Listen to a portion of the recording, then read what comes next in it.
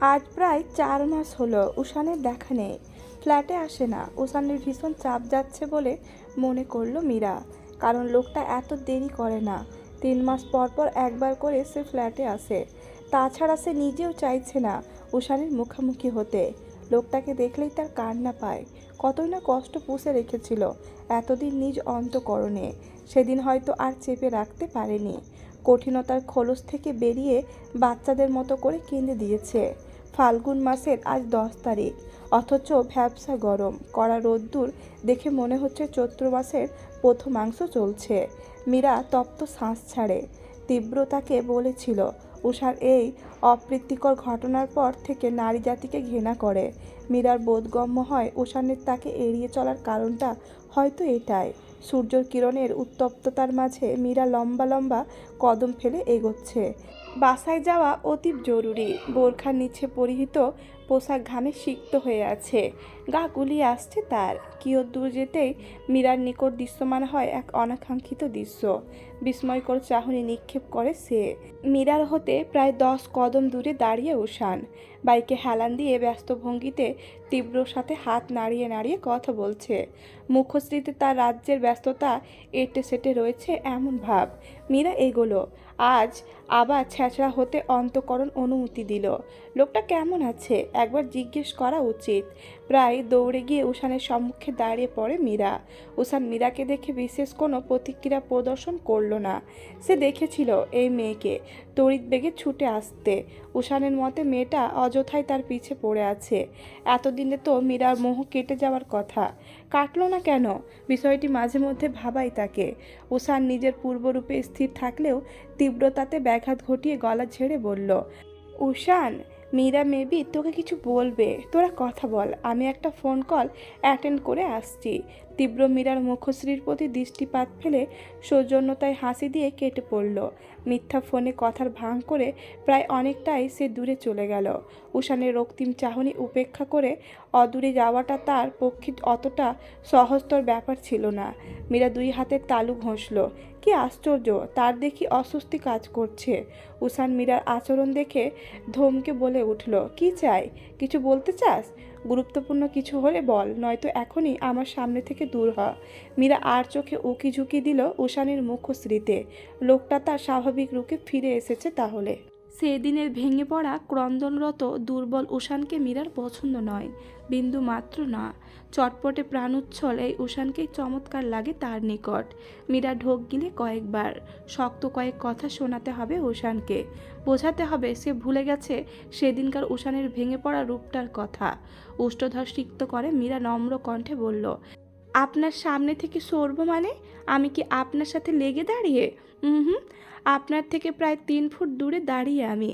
Ocean কড়া নজরে তাকালো। মীরা বুঝলো এখন এইসব তেড়া উত্তর দেওয়া চলবে না।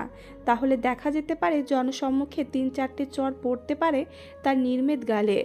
মীরা ধাদস্ত করে নিজেকে নিভিতে। জোর গলায় প্রশ্ন ছুড়ল, এতদিন ফ্ল্যাটে আসেননি যে? আপনি তো 3 মাস পর পরই আসতেন, এতদিন কেন আসেননি? বলতে বাধ্য নয়। উষানের শীতল কণ্ঠ।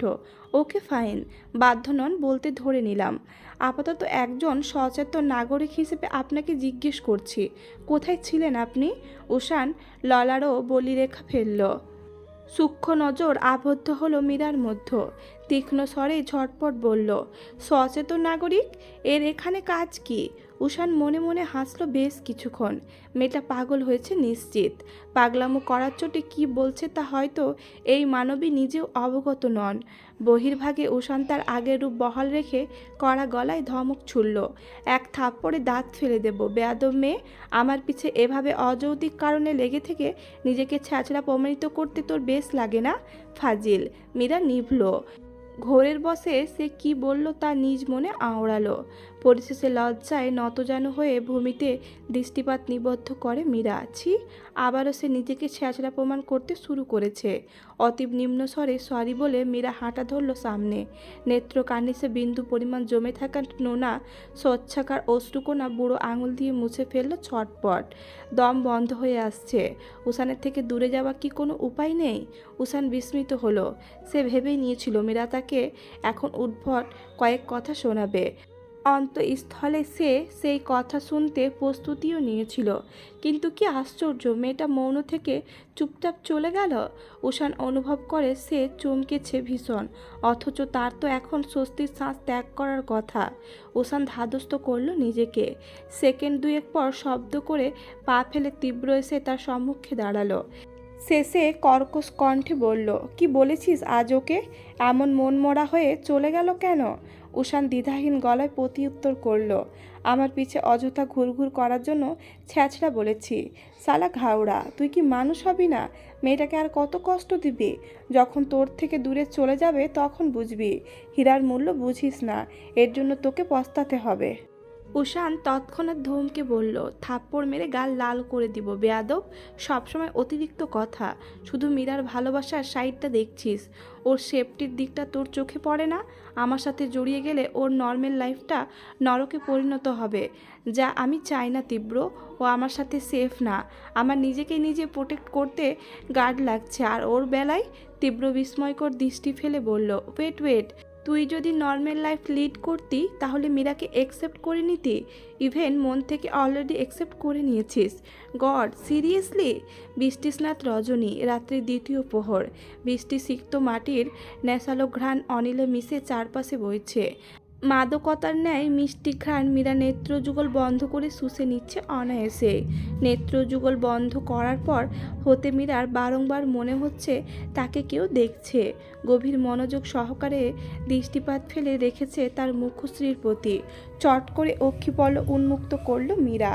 তৎক্ষণাৎ সামনের অ্যাপার্টমেন্টে তার ফ্ল্যাট বরাবর থাকা ফ্ল্যাটের পর্দা আড়াল হতে কেউ ঝটপট সরে গেল। মীরা ভুরু কুঁচকে নেয়। তার ধারণা তবে সত্যি হলো, কিন্তু কে দেখছিল তাকে? সামনের এই ফ্ল্যাটে তো উষান। তীব্র আজই উঠেছে, এই অ্যাপার্টমেন্টে ছেড়ে দিয়েছে উষান। মীরা রুমে প্রবেশ করে পর্দা টেনে দিল, লাইট অফ করে ঘুমানোর প্রস্তুতি নিল সে। রাত হয়েছে অনেক, রুহি ঘুমিয়ে পড়েছে অনেক আগেই। মীরা গিয়ে বসলো বিছানায়।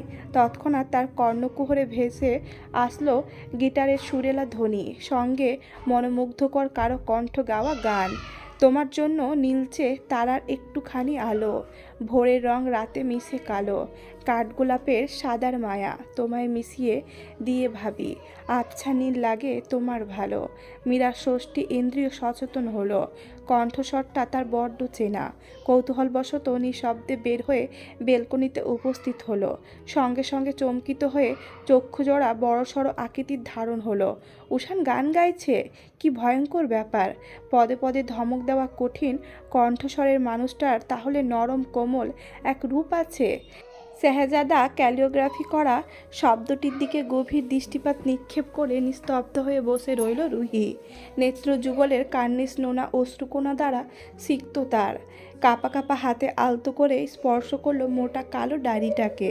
দীর্ঘ নিঃশ্বাস ফেলে চট করে সে নেত্রজোড়া ধপ করে বন্ধ করলো। বাহিরে মেঘের গর্জনে মেদিনী কাঁপছে। ভীতু রুহি কম্বলে নিচে না গিয়ে ঠায় বসে আছে পাথর রূপে। হিম শীতল অনিলে শিরদাঁড়া অবধি দাঁড়িয়ে পড়েছে, অথচ গায়ে শাল টেনে নেওয়ার কোনো তাড়া নেই তার মাঝে। সে স্থির, অনুভূতি শূন্য এবং অচঞ্চল। রুহি ডায়েরির প্রথম পাতা খুলল। সঙ্গে সঙ্গে দর্শন হয় তার উষানের বেশ কয়েকটা ছবি, বিভিন্ন সময়ের কিশোর, তরুণ এবং সবশেষে ম্যাচিওর উষান। সর্বকার সময়ের ছবি সংগ্রহ করে এখানে আটা দিয়ে লাগানো আছে। রুহি পাতা উল্টায়। সব পৃষ্ঠাতেই রয়েছে উষানকে নিয়ে লেখা অনুভূতি, যা লিখেছে মীরা। রুহি প্রায়ই চমকাতো এই ভেবে এত কম সময়ে কাউকে পছন্দ করা যায়, তাও আবার যাকে ঘৃণা করা হয় তাকে। আজ মীরা তার সব সন্দেহ দূর করে দিয়েছে বিশদ বর্ণনার মাধ্যমে। রুহি ঘাড় বাঁকিয়ে তাকায় পেছনে। মলান হেসে বলে, এতদিন শুনতাম পাগলেটে প্রেমিক আছে শুধু, এখন জানলাম পাগলেটে প্রেমিকাও আছে। তুই একটা পাগল মাইয়া। বই থেকে দৃষ্টি সরিয়ে মীরা ঠোঁট বাঁকিয়ে তাকায়। রুহি ফের মনোযোগ হয় ডায়েরির পাতায়। পৃষ্ঠা উল্টাতে উল্টাতে শেষ অংশে আসে, যেখানে লেখা আছে স্পষ্টতা মীরার উষানের প্রেমে পড়ার সূচনাকাল এবং তার পরবর্তী যাত্রা। 10 ফেব্রুয়ারি 2021। দাম্ভিকতা নিয়ে চলা উষান রেজওয়ান তার চরিত্র অংশ হিসেবে তার দাম্ভিকতা, অ্যাটিটিউড, কাউকে পরোয়া না করা অন্যতম অংশীদার। তার সাথে আমার প্রথম সাক্ষাৎ 5-6 বছর আগে। উষান যখন তার দাদু বাড়ি আসতো তখন তাকে দর্শন প্রথমবার। 16 বছরের কিশোরী আমার তখন আবেগী মন। তাকে ভালো লাগতো প্রথমত সুদর্শন, মারাত্মক চাহনি দেখে। বাদামি মণি দুটোর ঈষৎ মিষ্টি হাসি নজর কেড়ে নিল ভয়ানকভাবে। হাঁটাচলা চোখ ধাঁধানো মিষ্টি হাসি এবং অপূর্ব কণ্ঠ যেন পদে পদে আমায় মুগ্ধতার চাদরে মুড়িয়ে নিল। তার কয়েকদিন পর বয়স বাড়ল আমার। উষানের সৌন্দর্যের পাশাপাশি তার মন পড়ার চেষ্টা। প্রতিবার দাদু বাড়ি এসে যখন পাশের মাঠের ছোট্ট ছেলেদের সাথে খেলার ছলে ক্রিকেট ম্যাচ তৈরি করত এবং সেই ম্যাচে বিজয়ী হলে 10,000 টাকা নির্ধারিত করত সে। গরিব অভুক্ত বাচ্চাগুলো সারাদিন খেটে খুঁটে বিকেলে খেলতে আসতো। উষান তখন এক টিমে থাকতো, বাচ্চাগুলো অন্য টিমে। নিজে ক্রিকেটে বেস্ট হওয়া সত্ত্বেও ইচ্ছে করে হেরে গিয়ে টাকাগুলো দিত সেই বাচ্চাদের। এতপর চট্টগ্রামের অলিগলি ঘুরে বেড়ানো তার স্বাচ্ছন্দ্যে। এলাকার মেয়েদের বড় ভাই হিসেবে সে ভীষণ পরিচিত। মেয়েদের যারা ডিস্টার্ব করছে পরদিন তাদের হাত পা ভাঙা অবস্থায় হসপিটালে দেখা মিলছে। আলিশান আভিজাত্য মোড়ানো খানদান জন্ম নেওয়া ব্যক্তিটি সাধারণভাবে চলাফেরা করা যেন আর একবার নতুন করে তার প্রতি আমায় দুর্বল করলো। উষান দাদুবাড়ি আসতো ছুটিতে, বাকি সময় ঢাকা থেকে পড়াশোনা করত। সে যখন ছুটিতে দাদুবাড়ি আসতো ঠিক সেই সময় ফুপির থেকে বাহানা নিয়ে ছলে বলে আমি হাজির হতাম চট্টগ্রাম। লুকিয়ে তাকে দর্শন করে তৃষ্ণা মিটিয়ে আবার ফিরে যেতাম যশোর। তার সাথে তো পরিচয় আমার 5 বছর পার হলো। সকলের সামনে তাকে কৃত্রিম ঘৃণা করা, তাকে চিনতে না পারায় অভিনয় হাঁপিয়ে উঠে ক্লান্ত হয়ে অনুভূতি প্রকাশ করে বসি। তবে ভাগ্য হয়তো আমার জন্য অন্য কিছু চাচ্ছে। উষানকে আমার থেকে আল্লাহ তাআলা দূরে সরিয়ে দিল। নিশ্চিত কোনো কারণ আছে হয়তো। তবু আমি আল্লাহ তাআলার কাছে চাইব যেন তিনি একবার হলেও আমায় উষানের হৃদয়েশ্বরী হওয়ার সুযোগটা প্রদান করেন। সময় 10:23 রাত। তাওরাত ইমরোজ মীরা। অনুভূতি প্রকাশ। ঝকঝকে বিকেল, মিষ্টি রৌদ্রের আনাগোনা চারপাশে। বসন্তের হঠাৎ বর্ষণের ধাপ শেষে আজ দেখা মিলল হলদেটে সূর্যের সতেজ কিরণের। রাস্তায় জমে রয়েছে পানি, পড়েছে কাদার আস্তরণ। কাদায় পা পিছলে পড়ে যেতে নিতে বেশ কায়দা করে নিজেকে সামলে নিল মীরা। 2 হাত ভর্তি তার শপিং ব্যাগ। কাদা লেগে যাচ্ছে বোরখায়, কিন্তু হাত মুক্ত না থাকায় বোরখা উঁচু করেও হাঁটা যাচ্ছে না। কি মুশকিল। আগামীকাল রাতে চট্টগ্রাম যাচ্ছে সে। সামনে সেমিস্টার ফাইনাল পরীক্ষা। পরীক্ষার পূর্বে মাইন্ড ফ্রেশ করা অতি আবশ্যক। তাই তার এবং রুহির সিদ্ধান্ত পরীক্ষার আগে পরিবারের সাথে সময় কাটাবে। তারই পরিপ্রেক্ষিতে আজ শপিং মলে গিয়ে মায়ান এবং বাবার জন্য টুকিটাকি কেনাকাটা করেছে মীরা, টিউশনির টাকা দিয়ে। কর্দমাক্ত রাস্তার ধাপ শেষে থাকা রাস্তায় আসতেই ফুটপাত ধরে হাঁটা শুরু করে মীরা। শাঁসা শব্দে তার পাশ দিয়ে গাড়ি চলছে, মানুষের কল্লোধ্বনি, আরও কত শব্দ উৎস। সেদিকে তার ধ্যান নেই বিন্দুমাত্র। মীরার ধ্যান ধারণা জুড়ে এখন উষান রয়েছে। বেশ কয়েকদিনের জন্যই চট্টগ্রাম যাচ্ছে সে। লোকটাকে না দেখে কিভাবে থাকবে? যদিও এটাই ভালো, দূরে দূরে থাকা। অভ্যাস করতে হবে না। তপ্ত শ্বাস ফেলে অ্যাপার্টমেন্ট এরিয়ায় পা রাখল মীরা। তৎক্ষণাৎ অদূরের দৃশ্য দেখে তার চোখ দুটো ছানা বড়া। উষানের পা ধরে বসে আছে একজন মেয়ে। সেদিকে উষান তাকিয়ে বিরক্ত চোখে। উজান স্টেশনে বসে ফাইল ঘাঁটছে ব্যস্ত ভঙ্গিতে। কয়েকদিন আগে এক তরুণী খুন হয়েছে। সেই কেসের ইনভেস্টিগেশনের দায়িত্ব এসে পড়েছে তার কাঁধে। ভীষণ ব্যস্ত সময় পার করছে সে। ক্লান্তির তরে নাজেহাল অবস্থা। টেবিলের এক কোণায় অবহেলায় পড়ে থাকা উজানের ফোন হঠাৎ কম্পিত হলো। কিয়ত নড়বড়ে হয়ে সেদিকে দৃষ্টি ফেলে সে। রুষ্ট হয়, তবে ভাইয়ের ফোন দেখে ভেজা বেড়ালের মতো চুপসে যায় সে। কি আশ্চর্য, বেশিরভাগ পুরুষ শঙ্কিত হয়ে থাকে বইয়ের কাছে, আর সে শঙ্কিত ভীতিগ্রস্ত হয়ে পড়ে ভাইয়ের কাছে। উজান চটজলদি ফোন রিসিভ করে কানে লাগালো, নয়তো দেখা যাবে এর জন্য ফের উষান তাকে ঠাস করে থাপ্পড় মেরে বসবে। তুই জলদি আমার ফ্ল্যাটে আয় উজান, উমাইসা আপু এসেছে। আপুর অবস্থা ভালো না, আসার পথে আমাদের পার্সোনাল ডাক্তারকে নিয়ে আসিস। উমাইসা নামটা বিদ্যুৎ স্পষ্টের মতো উজানের মস্তিষ্কে হানা দিল। রাগে ক্ষোভে হাত পায়ের সকল সবুজ নীলরঙা শিরাগুলো দাঁড়িয়ে পড়ে টকবক করে উঠল। কৃষ্ণ কপালে ছেয়ে থাকা সারি সারি রগগুলো কম্পমান। রুষ্ট কণ্ঠে উজান চেঁচিয়ে বলল, মরে যাক ওই মেয়ে, তুই তার প্রতি এত চিন্তিত কেন হচ্ছ ভাই? জানো না সে কি করেছে? তোমাকে জানে মেরে ফেলতে চেয়েছে। ভুলে গেছো সে কার মেয়ে? উত্তেজনায় চেয়ার ছেড়ে উঠে দাঁড়ালো উজান। পারলে যেন এখনই ফোনের ভেতর দিয়ে হাত বাড়িয়ে উমাইসার গলা চেপে ধরে শ্বাসরোধ করে মেরে ফেলবে। ফোনের ওপাশ হতে উজানের উত্তপ্ত মেজাজটাকে ঢের উপলব্ধি করতে পারল। হতাশায় মৃদু শ্বাস ফেলল। ছেলেটা এত অধৈর্য, খিটখিটে মেজাজের, কিভাবে যে পুলিশ হলো আল্লাহই জানে। অতীব শীতল গলায় উসান বলে উঠল, অ্যাপার্টমেন্টে ওয়েট করছি তোর জন্য, জলদি আয়। মীরার রুমে আপু আছে, সেখানেই আসিস। আর হ্যাঁ, পুলিশের ইউনিফর্ম ছাড়া আসবি। খট করে ফোন কেটে দিল উসান, উজানকে কিছু বলার সুযোগ না দিয়েই। ক্ষোভের তাড়নায় হাতের ফোন উজান ছুঁড়ে ফেলল ভূমিতে। তার মস্তিষ্কে এটাই ঢুকছে না, এত কিছুর পরও উসান কেন উমাইশাকে পুলিশের হাতে তুলে দিচ্ছে না? কেন এত এখনও ভালোবাসা? কেন এত দরদ মায়া? শান্তিনিবেশ ভবনের 2 তলার 4 রুমের ফ্ল্যাটটায় ঘোর মৌনতা বিরাজমান। ফ্ল্যাটের এক নির্দিষ্ট কক্ষে উপস্থিত 4 জনের চেহারায় এক এক রকম অনুভূতি ফুটে, এক এক রকমের অভিব্যক্তি বোঝাই রেখেছে। 5 জনের কড়া দৃষ্টিপাত পরখ করছে বিছানায় পড়ে থাকা ক্লান্ত, জীর্ণ, দুর্বলতা অসুস্থতায় আড়ষ্ট এক নারীর প্রতি। সর্বদ্ধে এক পুরুষ উষান। সে এক মনে তাকিয়ে জানলার কপাল গলিয়ে বাহিরে। স্থির সকলে, নিশ্চুপ। মীরার দম বন্ধ হয়ে আসতে চাইল। হঠাৎ সে উঠে দাঁড়িয়ে হাঁসফাঁস করে বলল, আপনারা কেউ কফি খাবেন? রাত তো অনেক হলো, কিছুই খেলেন না, অ্যাটলিস্ট কফি। উষান তীব্র দিগন্ত উজান 4টে পুরুষ হয়তো বুঝতে পারল মীরার মন অবস্থা। মীরাকে স্বাভাবিক করতে তীব্র চমৎকার হেসে মিষ্টি কণ্ঠে বলল, অযথা কষ্ট করতে যাবে কেন ছোট আপু? বসো তুমি, আমিই বানাই। মীরা তাড়াহুড়ো করে উঠে দাঁড়িয়ে কৃত্রিম হেসে বলল, না না ভাইয়া, কষ্ট কিসের? আপনারা আমার বাসার মেহমান, মেহমানদের খাতিরদারি করতে কখনো কষ্ট হয় না। বসুন, আসছি। এই রুহি, আয় এদিকে একটু। রুহি হুড়মুড়িয়ে উঠে দাঁড়িয়ে ছুটল বাহিরে মীরাকে ফেলেই।